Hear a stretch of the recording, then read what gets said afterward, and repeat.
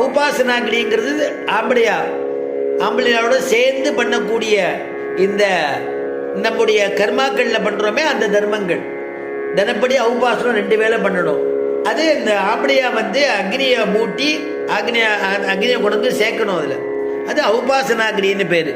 உத்தபனாக்னின்னு ஒரு உத்தபனாக்னின்னு ஒன்று உண்டு சம்ஸ்காரத்துக்கு. அதெல்லாம் 2 தம்பதிகள் ஒரு வரலன்னாக்கா 3 முஷ்டி தர்ப்பத்தில் அக்னியை மூட்டி மற்றொரு முஷ்டி, அதுக்கு அடுத்தது முஷ்டி, 3வது முஷ்டியிலேருந்து அக்னியை உண்டு பண்ணி அந்த ஹோமத்துக்கு சேர்த்துக்கணும். இது உத்தபனாக்னின்னு. கபாலாக்னின்னு ஒன்று. அது கபாலாக்னிங்கிறது என்னன்னா பிராட்டி கறி இதெல்லாம் வச்சு உண்டு பண்ணுறது. தூஷாக்னின்னு உமியை வச்சு உண்டு பண்ணுறது. இப்படி 5 விதமான அக்னி இருக்கு. உயர்ந்ததான அக்னி என்னன்னா ஆஹிதாக்னின்னு சொல்லக்கூடிய இந்த யஜ்யத்தில் சேர்க்கிறாளே உண்டு பண்றாளே அரணிக்கட்டையால் கடைஞ்சி அந்த அக்னி உத்தமமான அக்னி. அதனால அப்படியெல்லாம் ஒரு பெருமையா சொல்றா. அந்த அக்னியினால சம்ஸ்காரம் பண்ணப்பட்டவருக்கு மறுபடியும் பிறப்பே கிடையாது, உத்தமமான லோகத்துக்கு போயிடுவாளாம். அதை சொல்றாங்க. இப்படி யாகம் பண்றவா யஜ்யம் பண்றவாளுக்கெல்லாம் என்னன்னா, இப்படி யஜ்யம் பண்றவாளுக்கெல்லாம் என்ன அப்படின்னா, அச்சாவதாரத்தில் கூட திருமங்கை ஆழ்வார் அந்த தேரெழுந்தூருங்கிற திவ்ய தேசத்தில் அனுபவிக்கிற இந்த யாகம் பண்றவாளுக்கெல்லாம் பண்ண போறாளேங்கிறதுக்காக முதல்லயே மழை வருஷிக்கிறதாம் அவளுக்கு அனுகூலமா.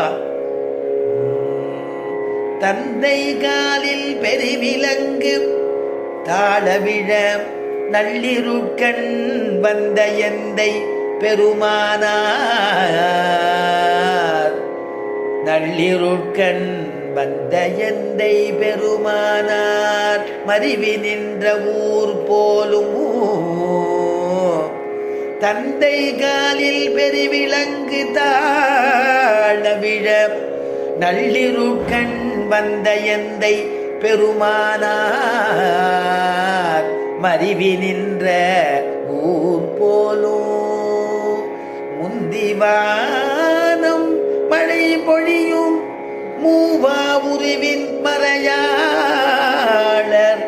அந்தி 3 அனல் ஓம்பும் அணியார் வீதி அழுந்தூரே.